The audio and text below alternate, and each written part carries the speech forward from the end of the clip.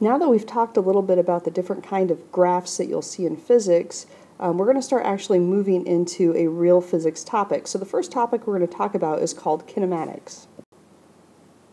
This entire semester we'll be studying mechanics, and mechanics is a big branch of physics that deals with motion and forces.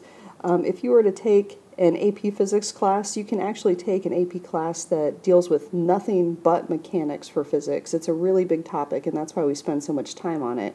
We're going to break that up into two pieces. We have first kinematics, which is just the study of motion, and then you have dynamics, which is the study of forces, and we will eventually combine the two together to be able to solve different types of problems. So that's what we're going to be focusing on here. For the next few weeks, you're going to have a lot of graphs in your life. We study graphs pretty intensely during this part of the class, and the first thing we do is we talk about position time graphs and velocity time graphs. Eventually we'll add acceleration time graphs to that. Those of you who are in calculus, and I know not everyone is now, many of you will be later, you'll actually see some parallels to the stuff I'm about to talk about in your calculus class. So when we look at the two types of graphs, we have the position time graph and the velocity time graph. And each feature of the graph, as we talked about in the last chapter, each feature has a meaning. And so we're going to take a look at here what each of the things mean. From the lab that we did, by the way, we'll refer to labs a lot because the reason we do the labs is actually to build a concept. So we don't do a lab after we've learned a concept. We usually start with a lab and try to find the concept from the lab. So in what we just talked about in our buggy lab, we found that the slope of the graph for the xt graph has a meaning. And to find the meaning of the slope, remember we always look at the units. So for the case of the graph that we're given here, the unit for slope would be meters over seconds. So meters per second is a unit for velocity. Therefore, you can say that the slope of a position time graph means velocity. The slope of a velocity time graph also has a physical meaning, but we're going to hold on that one until next chapter and we'll study it then. Another feature that we talked about from your lab was the y-intercept.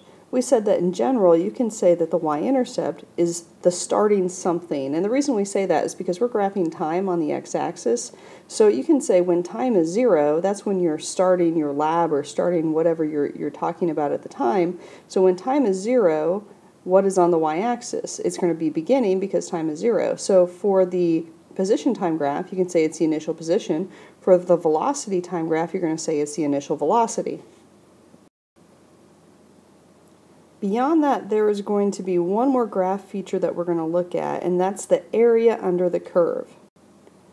Remember when we say area under a curve, it doesn't mean that the graph has to actually have a curve. You'll hear this term in physics a lot. So it doesn't have to be a curvy graph, but they mean what is the meaning of the area underneath the shape down to the x-axis. So that's the area I'm referring to. Here also we'll look at the units. So when we look at the area underneath a position time graph, if I looked at that with the units, I would say that the units then would be a meter times a second. So I'm just doing length times width. Now a meter times a second, what does that mean? That's actually nothing. So the area under a position time graph has no physical meaning. However, that's not true for the area underneath a velocity time graph. So for the velocity time graph, if I look at the units, let's say the velocity was measured in meters per second. So U is for unit here. So we're going to say meters per second, and we're going to take that times a second.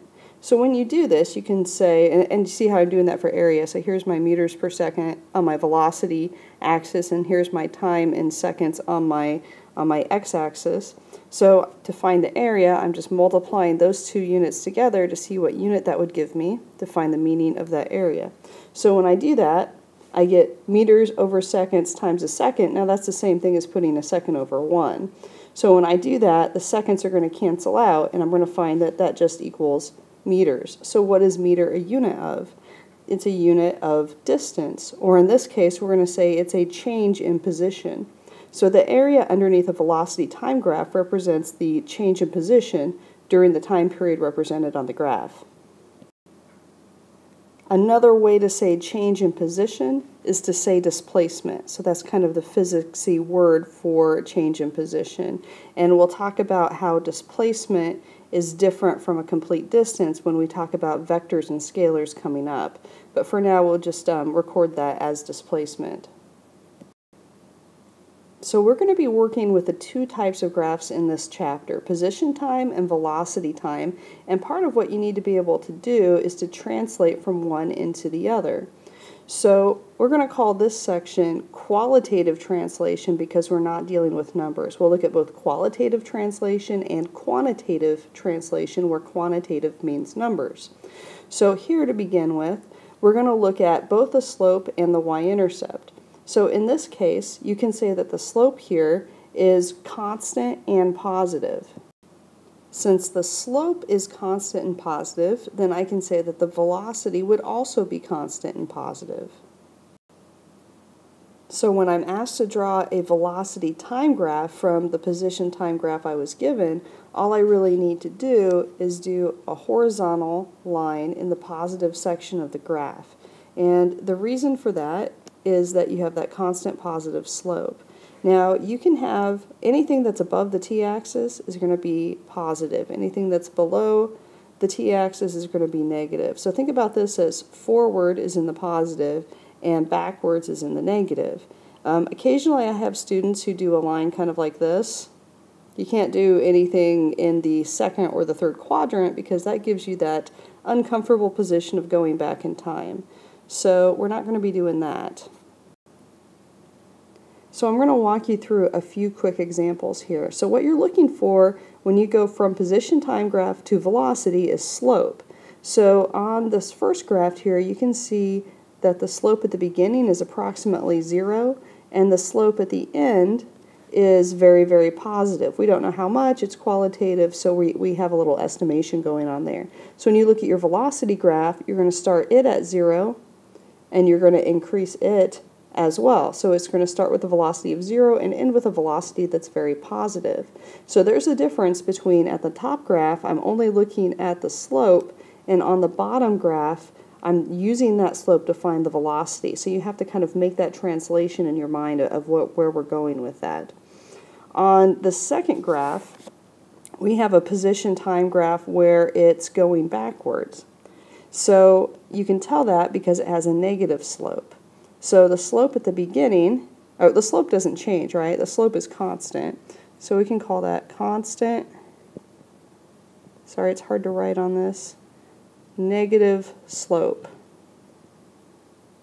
So if it has a constant negative slope, then it has a constant negative velocity. So on my velocity graph, I'm going to start somewhere that's negative, and this slope is not changing, so the velocity is not changing. So I'm going to draw a horizontal line in the negative portion of the velocity graph. An important thing to note here is that when you look at the y-intercept for the position time graph, you say, well, how do I show that on my velocity time graph? The short answer is you don't, because you can't actually put a starting position on a velocity graph, only a starting velocity. So the same velocity time graph could possibly represent different positions. So let's say, let me sketch one more graph in there real quick. If I added my red line there, if that was on the same graph, assuming those had the same slope, they would actually have the same velocity time graph, even though they start at different positions. So that's something that you'll see here. Now on this third graph, we're going to do it the opposite way. So we're going to start with the velocity time graph and draw the position time graph from that. So what I'm going to do here is I'm going to say, well, the velocity at the beginning was 0, like that, and the velocity at the end is very negative. So to translate that, I need to put that 0 and negative in terms of slope. So I need to start with something with 0 slope and end with something with a very negative slope. So I'm going to start up at the top here, and you'll see why I'll do that in a second, because if I start with something with no slope, if I want the slope to become more and more negative, it's going to look something kind of sort of like that. So here 0 slope, here very negative slope. So that represents the velocity that I was given up above. So again, this is a place where if I had drawn this same graph, I'm going to switch colors again real quick. If I had drawn this same graph down here, it would have the same velocity time graph from it, assuming I kept the slope the same along all points. So different starting position, doesn't matter, going to give you the same velocity time graph. So here I made the answers just a little prettier for those of you trying to take good notes. And the next thing that we'll do then is look at quantitative translation. So quantitative means with numbers. Some students I find actually like the quantitative a little better because they can do the math with it and know that they're right. The qualitative, sometimes you just really have to sit and think it through to figure it out. But the quantitative, you just put the number in for the slope and it is what it is.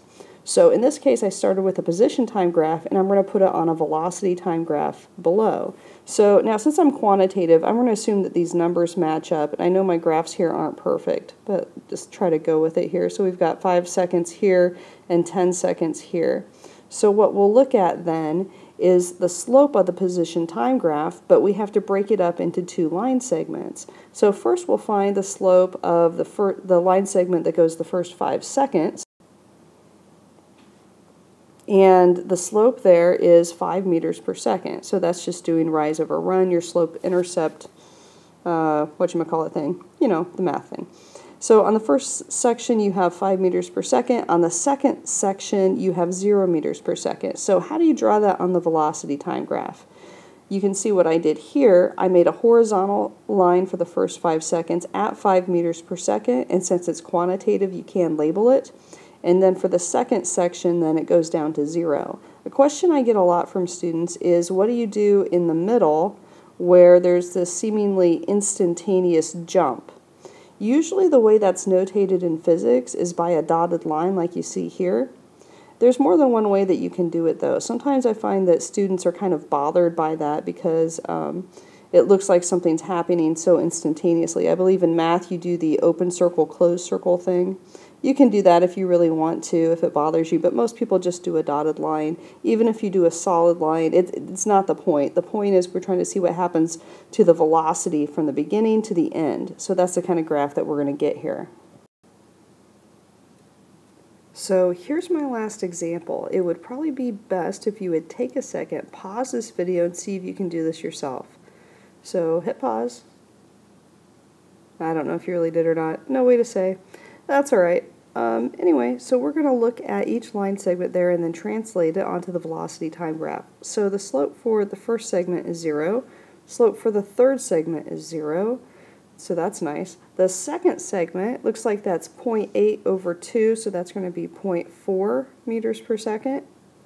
And the last segment would be negative 0.25 meters per second. So now all we have to do is put those on the velocity time graph.